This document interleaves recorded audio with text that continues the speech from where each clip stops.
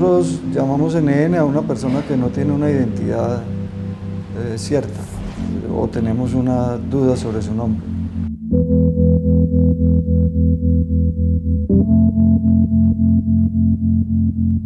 Los NNs para nosotros son unos ciudadanos que están en búsqueda de su familia. Son los ciudadanos que no tienen voz, que no se pueden movilizar por sus propios medios, por lo tanto requieren de la ayuda de las instituciones del Estado para que puedan encontrar a sus familias.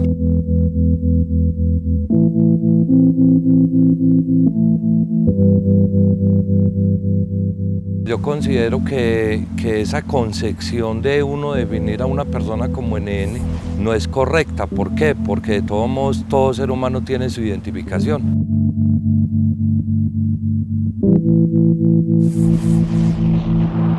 Para mí NN es que los encuentran sin documento.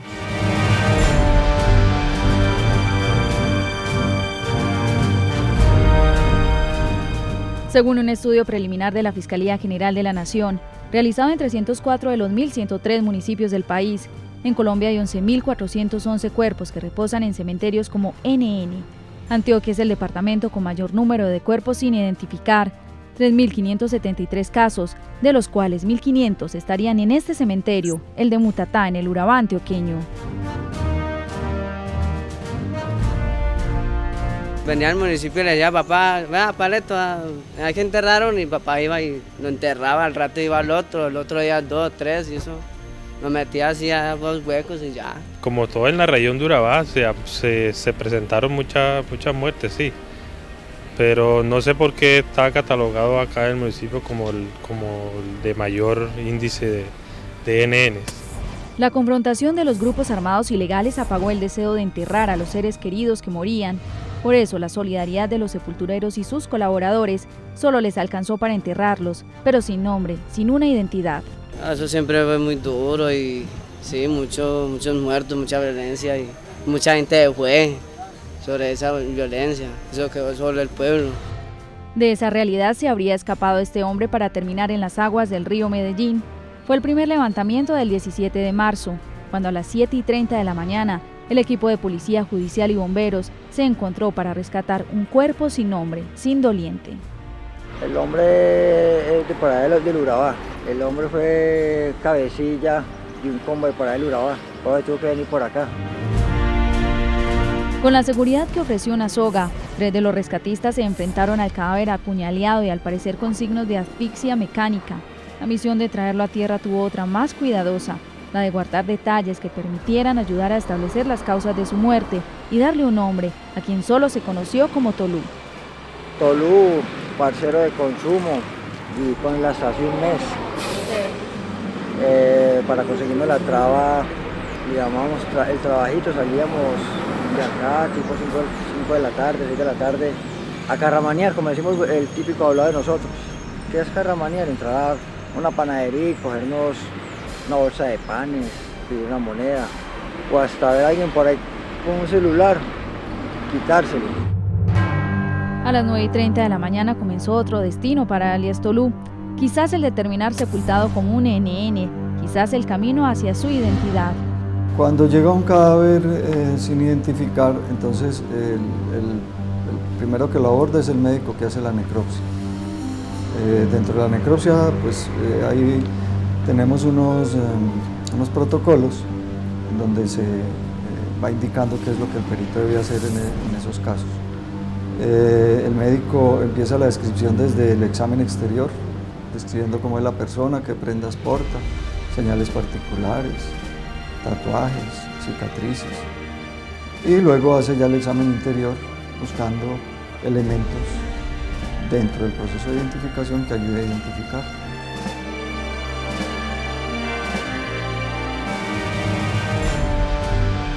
Entonces casi es obligación del municipio como tal en recibir los cuerpos provenientes del Instituto Nacional de Medicina Legal. En estos 4 años hemos recibido cerca de 390 cuerpos.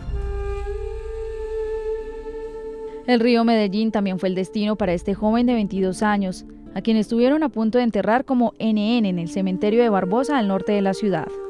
Es que en el río estaba muy descompuesto. Yo fui hasta allá, pero no fui capaz de arrimar allá. Pues allá a un ladito, pero yo no fui capaz de arrimarme allá. La búsqueda de su hijo comenzó el 9 de septiembre de 2010, día en que no se supo más de él. Fue donde mí me dijo, es que mami, écheme la bendición, yo voy para Medellín, y eran las 2 de la tarde, yo voy para Medellín y por a las 10 de la noche vuelvo. La fecha coincidió con la desaparición de su mejor amigo. Sentimientos de dolor y angustia unieron a estas dos madres para reconstruir los pasos de José David Paneso López y Juan Diego Ramírez Gómez, quienes viajaron ese día desde Marinilla hacia Medellín a comprar las boletas para asistir a un clásico de fútbol, donde jugaba el Atlético Nacional. Él se despidió y me dijo que hasta luego, mamá, y él siempre que salía me pedía la bendición, ¿cierto? Yo le di la bendición y se fue y me dijo que ya volvía. Entonces, nada, como a las 5:30 de la tarde siempre venía por ahí y yo le dije a una niña que ve, que no habrá llevado a Juan Diego. Salí el viernes, el sábado la misma historia, anocheció, amaneció, él nada que llegaba, ni una llamada, ni nada. Se volvió a insistir el celular y nada, apagado, se iba a buzón de mensajes, nada.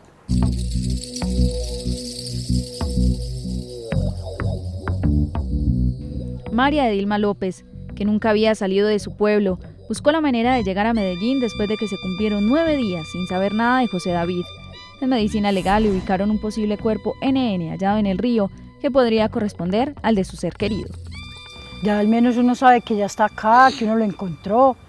Dígame a esas pobres personas que no han podido encontrar los seres queridos, ¿no? El año pasado acá al instituto ingresaron 552 cadáveres sin identificación, o habían dudas en la identificación.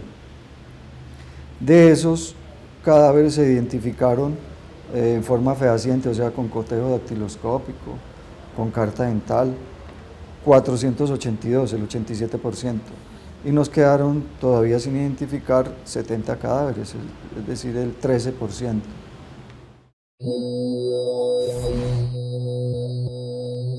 Esa no fue la suerte de José David Paneso López, quien fue identificado y reconocido por su familia. Hoy es visitado en el cementerio de Marinilla. Padre nuestro que estás en el cielo, santificado sea tu reino, hágase tu voluntad en la tierra como en el cielo. Es la tranquilidad de saber dónde está un ser querido, sentimiento que se mezcla con la inquietud de saber por qué fue asesinado. Dios te salve María, llena eres de gracia, el Señor es contigo, bendita eres entre las mujeres, bendito es el fruto de tu vientre Jesús. A mí me gustaría ver por qué lo mataron. Yo no me voy a descansar hasta que averigüe. Solo yo a la civil de Medallo.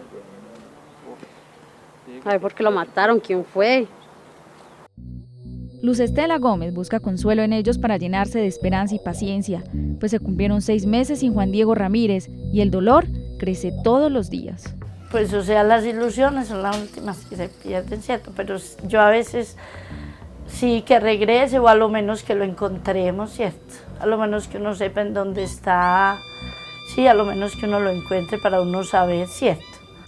Al regreso, cómo se reconstruye la identidad de un NN, Cementerio de Río Negro, un proyecto piloto para buscar la identidad de los desaparecidos.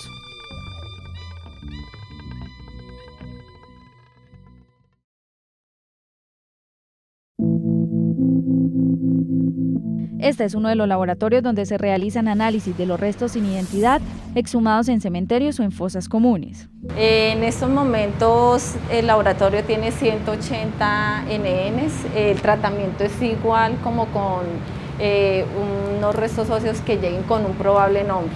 Es más, en los NNs pues tiene que ponerse muchísimo más empeño porque no sabemos quién es, sabemos que es una persona que está desaparecida y que algún familiar la está buscando y nosotros lo que queremos es poder lograr la identidad y poderla devolver a sus familiares. Un grupo interdisciplinario centra su análisis de estudio en este hombre de entre 22 y 28 años, quien fue encontrado en una fosa común del municipio de Sabaneta, al sur de Medellín. Una vez ya los casos están acá embalados, es asignado a cada uno de los peritos y empieza todo el proceso de análisis interdisciplinario por médicos, antropólogos y odontólogos. Cada uno de ellos va a determinar en sus estudios la cuarteta básica, el médico va a mirar la causa, manera de muerte, el tiempo promedio, El antropólogo va a mirar la cuarteta básica, va a determinar edad, sexo, estatura y raza, y el odontólogo también va a mirar edad, sexo y estatura. El médico legista encontró una señal que podría indicar la causa de su muerte. Por las características que tiene, uno diría macroscópicamente que es un orificio de entrada. Entonces, si ese orificio de entrada, con un señalador, tratamos de reconstruir el recorrido que hace en este caso, uno lo podría también macroscópicamente asociar con un arma de fuego. Para este caso se cuenta con 2 herramientas básicas para su reconocimiento preliminar.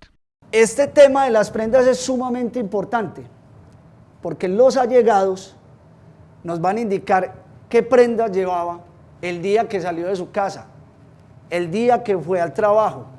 En este caso, una camiseta roja, cuello azul, con una inscripción, una gorrita, con una señal muy particular, un nombre, indica Ricky. La identificación preliminar también se logra con este proceso de reconstrucción facial, a partir del estudio de un cráneo, además de un buen sentimiento. Esta es una labor que de verdad, como digo yo, cada vez me enamoro más de esto. Este hombre tiene hoy un rostro probable, después de una semana de trabajo.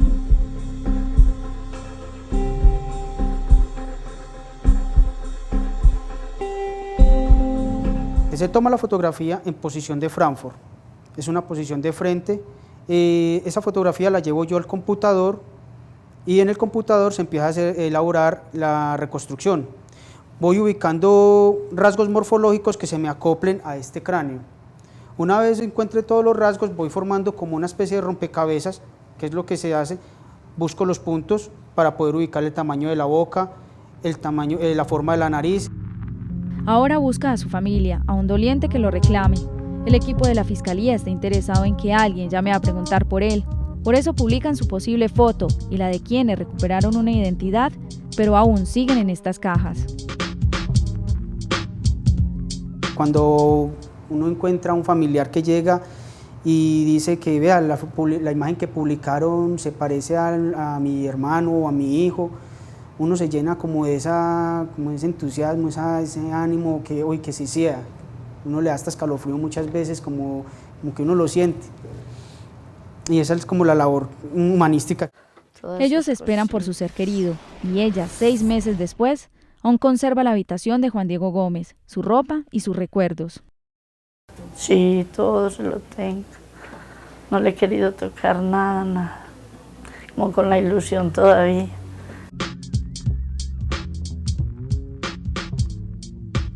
En el momento estamos desarrollando en el Departamento de Antioquia un esfuerzo interinstitucional. Todos estamos trabajando en una misma línea para identificar los NNs que están hoy en los cementerios del Departamento de Antioquia. El trabajo piloto comenzó en el cementerio de Río Negro, donde según el informe del Observatorio de Paz del Oriente Antioqueño, se concentra la mayor cantidad de NNs inhumados. La atacada que trajeron más grande fue de 15. Ya fueron trayendo de a 5, de a 3, de a 7 y así. Nos encontramos 2.539 NNs en los cementerios de los 23 municipios del Oriente Antioqueño en un periodo de 1985 a julio del 2008. Ese fue el periodo que cubrimos. De esos NNs, algunos estaban todavía en las bóvedas, pero la gran mayoría, un número importante de esos NNs, habían sido trasladados a fosas comunes, muchas veces sin una clasificación adecuada. La investigación fue un llamado de atención a las autoridades para unir esfuerzos en reconocer a los NN de los cementerios. El de Río Negro es apenas un comienzo. Se han hecho un número importante de exhumaciones, alrededor de unas 50 exhumaciones se han realizado en total en todo ese proceso en el cementerio. Y de ahí se ha logrado establecer la identidad de más de 30 personas que se han venido entregando en la medida en que también se ubican sus familiares. Es otra ruta para buscar a los NNs en los diferentes cementerios, y son ellos, los sepultureros, los que tienen la memoria de quienes reposan en estas tumbas o en los osarios comunes, que son enterrados en soledad, pero con respeto. No, normal, yo los enterraba. Hay veces que uno, pues como uno es devoto de las ánimas, le rezan Padre Nuestro para que no lo asusten o prácticamente porque, como le dijera, porque uno es católico y ellos merecen respeto como uno, son seres humanos como uno. Al regreso, en Antioquia hay un cementerio donde los muertos son adoptados.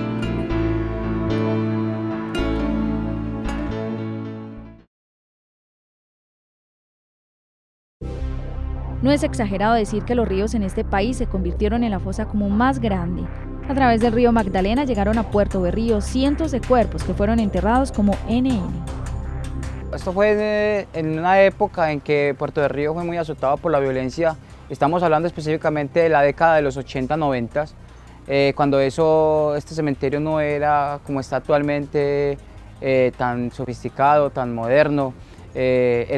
Las necropsias se hacían acá al pie de la morgue, no había instituto de medicina legal, nosotros los sumamos de las fosas, los extraíamos del río, los extraíamos de las quebradas, pero te digo sinceramente que por el río bajó mucha gente, o sea que para mí el río es como un cementerio. Tú sabes que hubo un tiempo de violencia muy fuerte, lo que fue Puerto Nare, Puerto Boyacá, o sea que también Puerto Boyacá mandaba muchos NN para este sector, muchas personas que mataban allá arriba en Puerto Boyacá y Puerto Nare, lógicamente van pasando. ¿Hacia dónde van estas personas que van hacia abajo? Van para Bocas de Ceniza. Aquí cuando pasa un cadáver siempre por lo general va un chulo encima de él. Recuerda el capitán del cuerpo de bomberos que a diario se rescataban hasta 10 cuerpos imposibles de identificar. Aquí hubo un tiempo en que eran innumerables, incontables, se podía decir, ya que tú puedes mirar en el cementerio cómo está todo señalizado, con tantas personas que no fueron nunca identificadas y que nunca aparecieron sus familiares. Por la cantidad de muertos o por alguna otra razón, los habitantes de Puerto Berrío se consideran muy religiosos. Es una tradición que se va propagando en las diferentes regiones, sobre todo de Colombia y también en Latinoamérica, y toda una tradición muy fuerte que se exalta sobre todo el 2 de noviembre. Pero para nosotros es la esperanza cristiana, el sentido de la vida, por ejemplo, como morir es vivir. Por eso nosotros tenemos que situar toda esta experiencia de aquí de Puerto Berrío. Creencia que les ha traído beneficios porque aseguran que los casi 200 NN que reposan en el cementerio hacen milagros. Aquí se los pelean y muchas veces, eso que ahora no, porque se han caído unas placas, pero han habido tumbas donde hay 6, 7, 8 placas pequeñitas, gracias a NN por lo que ahora recibido, con diferentes nombres. Dicen que la tradición comenzó cuando un NN le dio un trabajo a un hombre, a cambio de que le mejorara su condición de sepultura. Luz Helena Sánchez también tiene su razón para estar agradecida. Me gané que hay 20 millones de pesos y pagué todo lo que debía. Entonces yo prometí que lo sacaba, lo saqué. Pero es que aquí viene mucha gente. Yo cuando ya lo saqué a él y a él, yo dije que ya no escogía más, pero yo vengo, ¿sí me entiende? Todos los domingos, los lunes días de misa. O sea, yo hasta el día que yo pueda, yo vengo y los visito, yo les traigo flores a todo el que más puede y todo. Dice que los NN son hoy su devoción, su familia y unos seres que le dan tranquilidad todos los días, a tal punto que el cementerio se volvió su lugar preferido. Para alguien que no conocí, lo considero mi amigo, pues yo mira cuando más lo necesité, dalo ahí.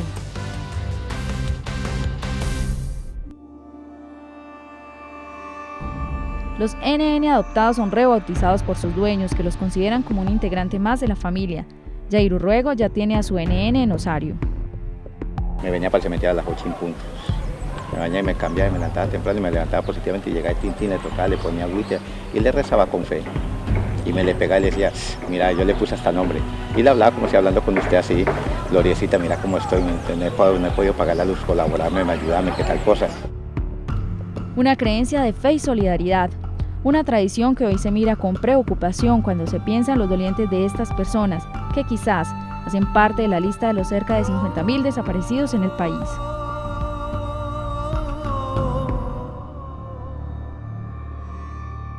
Y sí, de pronto se pierde mucho la identidad de los NNs. ¿Por qué? Porque la cultura del pueblo, a raíz de la fe que existe en este pueblo, Entonces todo el mundo los escoge, los marcan el escogido y tal, que para ponerle un nombre, inclusive los bautizan, los adoptan con nombre propio, ¿sí?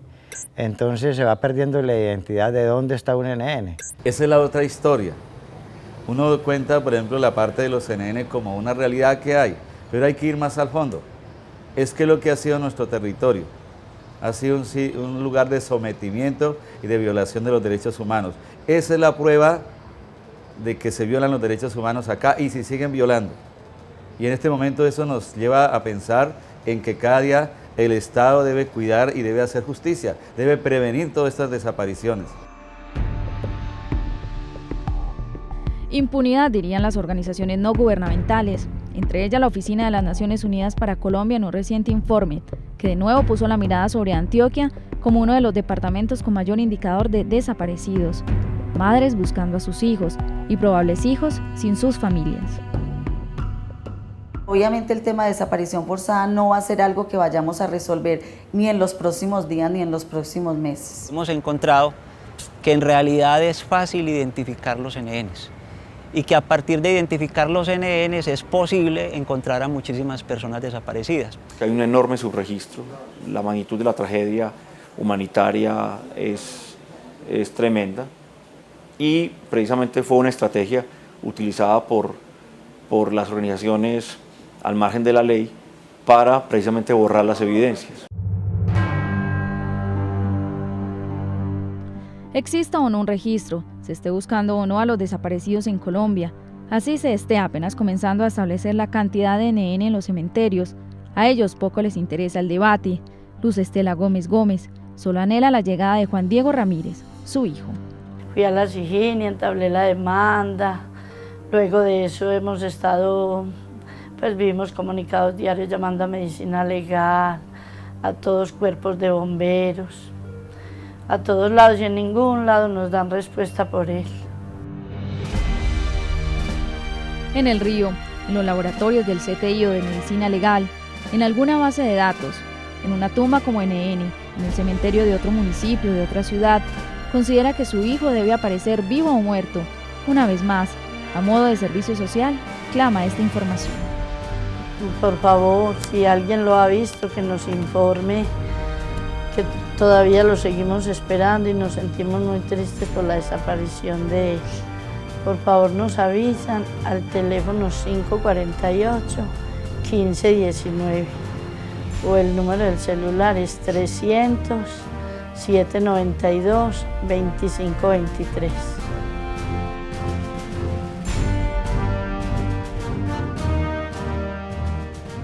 Dice que desearía volver atrás este recuerdo del 9 de septiembre de 2010, cuando perdió el rastro de su hijo, cuando no supo más de él, cuando quizás un cuerpo haya perdido la identidad de Juan Diego, el niño de los ojos de Luz Estela Gómez.